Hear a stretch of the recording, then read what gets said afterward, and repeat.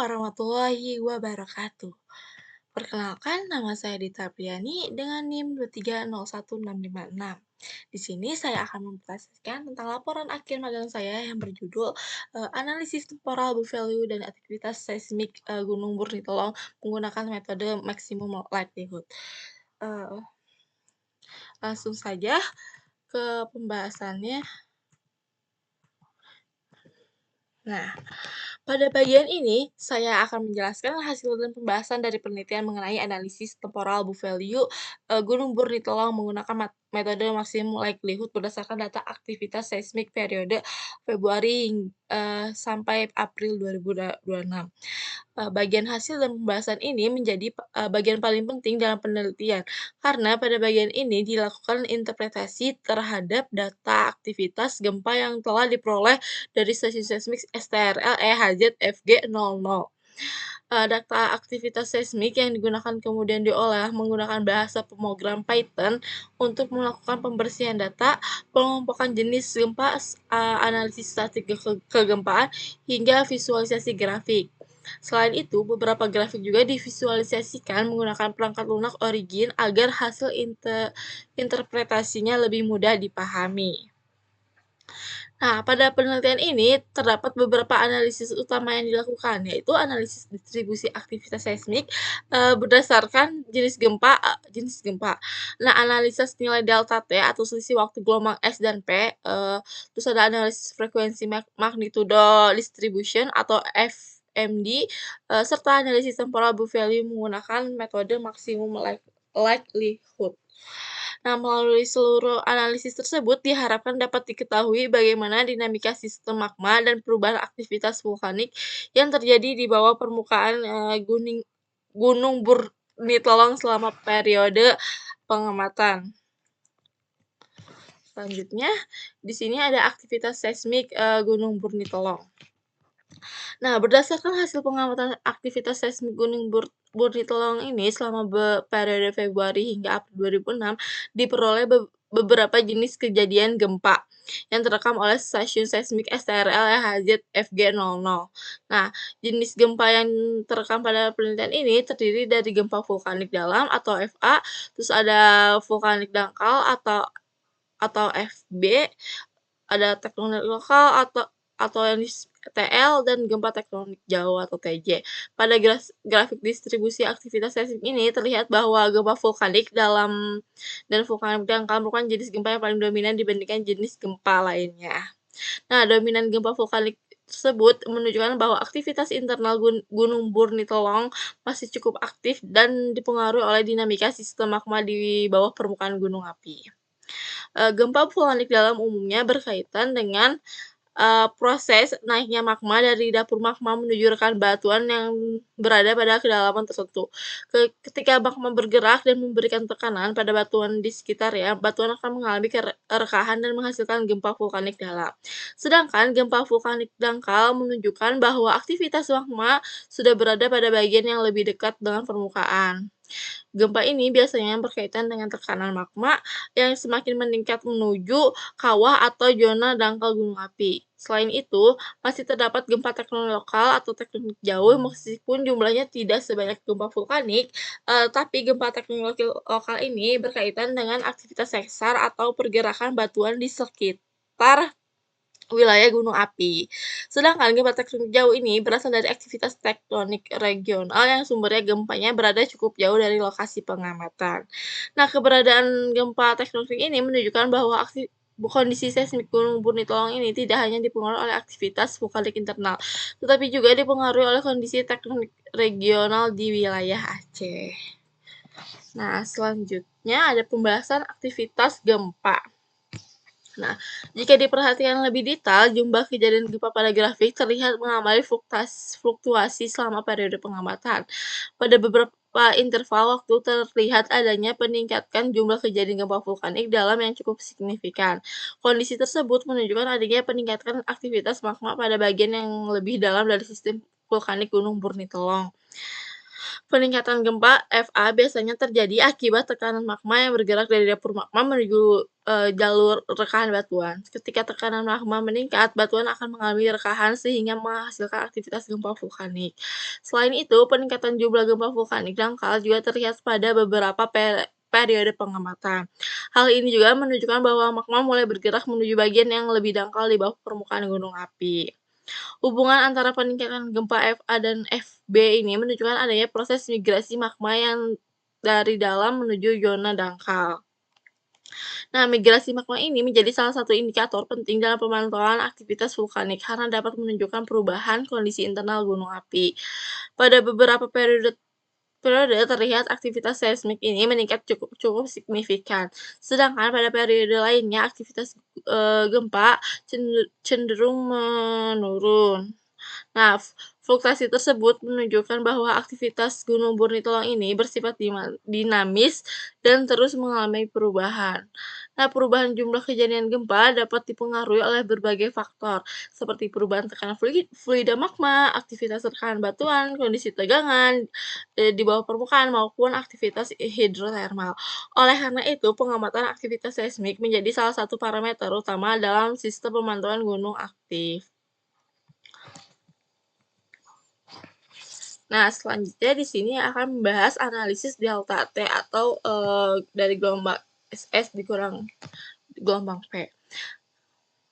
Nah, nilai delta T berkaitan dengan jarak sumber gempa terhadap stasiun pengamatan. Semakin besar nilai delta T, maka sumber gempa cenderung berada lebih jauh atau lebih dalam dari stasiun seismik. Sebaliknya, semakin semakin kecil nilai delta T menunjukkan bahwa sumber gempa berada lebih dekat dengan permukaan. Pada penelitian ini, pengolahan data dilakukan menggunakan Python melalui beberapa tahapan, yaitu pembacaan data Excel, pembersihan data, terus ada penggabungan tanggal dan waktu kejadian, serta pemisahan jenis gempa berdasarkan klasifikasi FA dan FB. Nah, setelah data diproses, hasil analisis divisualisasikan dalam bentuk scatter plot untuk memperlihatkan persebaran nilai delta T terhadap urutan kejadian gempa. Berdasarkan grafik yang diperoleh, terlihat bahwa gempa vulkanik dalam memiliki nilai delta T yang cenderung lebih besar dibandingkan dengan gempa vulkanik dangkal. Hal ini menunjukkan bahwa sumber gempa FA berada pada kedalaman yang lebih dalam dibandingkan sumber gempa FB. Nah, sebaran data gempa FA terlihat dominan pada nilai delta T yang tinggi, sedangkan gempa FB lebih banyak tersebar pada nilai delta T yang lebih rendah.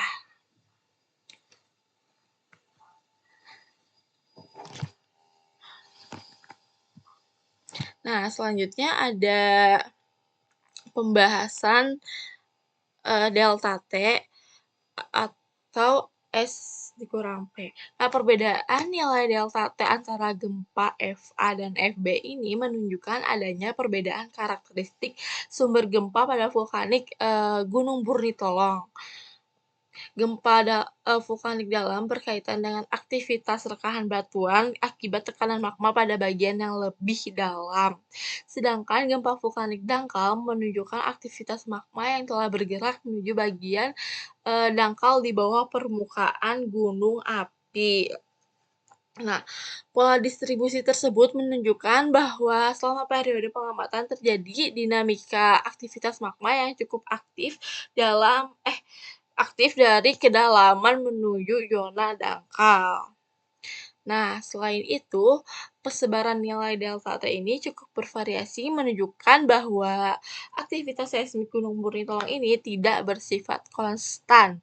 Nah, pada beberapa urutan kejadian terlihat adanya dominasi gempa FA dengan nilai delta T yang tinggi, sedangkan pada periode lainnya gempa FB lebih dominan dengan nilai delta T rendah.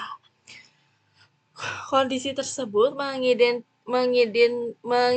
mengindikasikan adanya perubahan lokasi sumber gempa dan perubahan tekanan magma selama periode pengamatan. Nah, variasi aktivitas tersebut menjadi salah satu indikator penting dalam interpretasi kondisi sistem vulkanik di bawah permukaan Gunung Burnitolong. Melalui analisis delta T ini dapat diketahui bahwa aktivitas vulkanik Gunung Burnitelong ini selama periode pengamatan masih didominasi oleh aktivitas magma dan rekahan batuan di bawah permukaan. Next, yaitu ada analisis FMD atau frekuensi magnitudo distribution. Nah, analisis FMD ini dilakukan untuk mengetahui hubungan antara jumlah kejadian gempa dan magnitudo gempa selama periode pengamatan. Pada penelitian ini, analisis FMD menggunakan persamaan Gutenberg-Richter yang menunjukkan bahwa jumlah kejadian gempa akan menurun seiring meningkatnya magnitudo gempa. Dan ada rumusnya juga yaitu log N dikurang A dikurang B dikali M besar. Nah, berdasarkan grafik FMD yang diperoleh, terlihat bahwa distribusi magnitudo gempa mengikuti pola penurunan logaritmik.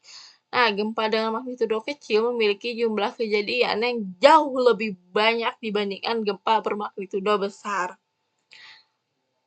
Nah, pola tersebut merupakan karakteristik umum aktivitas seismik gunung api di mana aktivitas rekahan batuan dan tekanan fluida magma lebih sering menghasilkan gempa kecil dibandingkan gempa besar.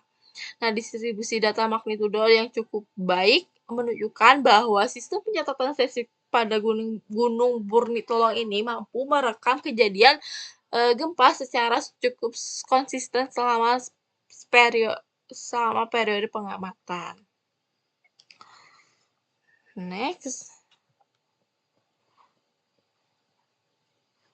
Bentar. Next. Nah, selanjutnya ada pembahasan FMD dan MC.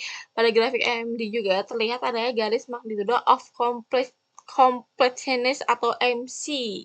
Nah, nilai MC ini menunjukkan batas magnitudo minimum di mana seluruh kejadian gempa telah tercatat secara lengkap oleh sistem seismik.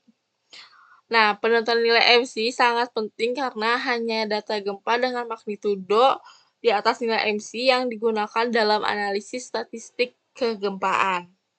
Data gempa di bawah nilai MC kemungkinan belum tercatat secara lengkap sehingga dapat mempengaruhi hasil perhitungan B-value. Selain itu, dominasi gempa bermagnitudo kecil ini menunjukkan bahwa aktivitas seismik Gunung Burnitelong ini masih didominasi oleh proses rekahan kecil dan aktivitas fluida magma di bawah permukaan gunung api.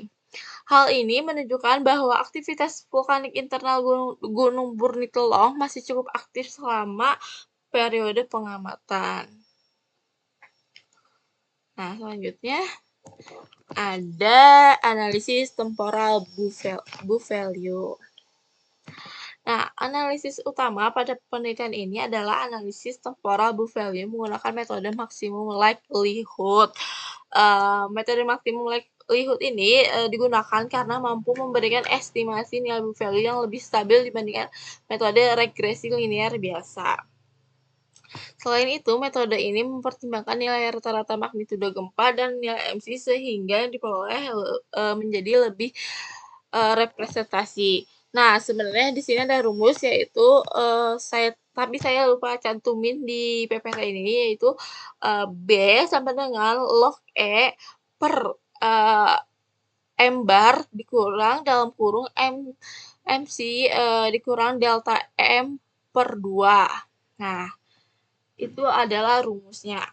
Pada grafik temporal B-value ini terlihat bahwa nilai B-value mengalami fluktuasi selama periode pengamatan.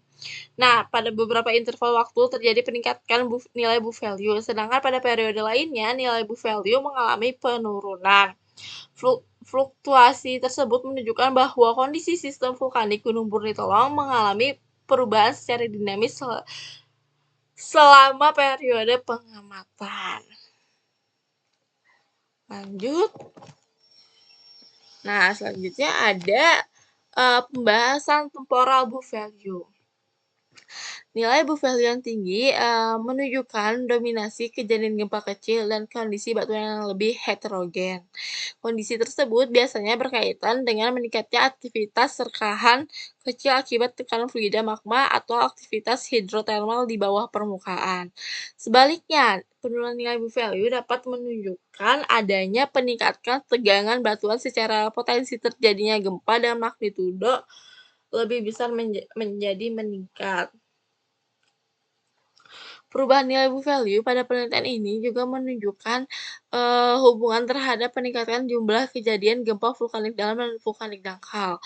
Ketika aktivitas gempa meningkat, maka nilai book value cenderung mengalami perubahan yang menunjukkan adanya respons sistem magma terhadap perubahan tekanan di bawah permukaan.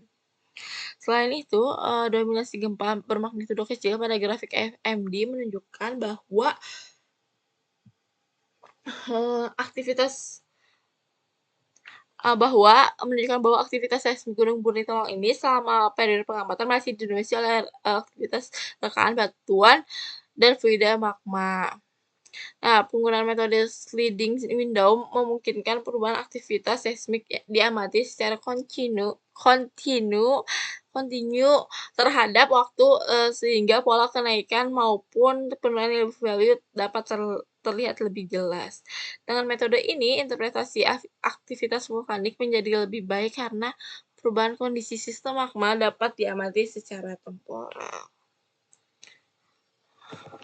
Nah,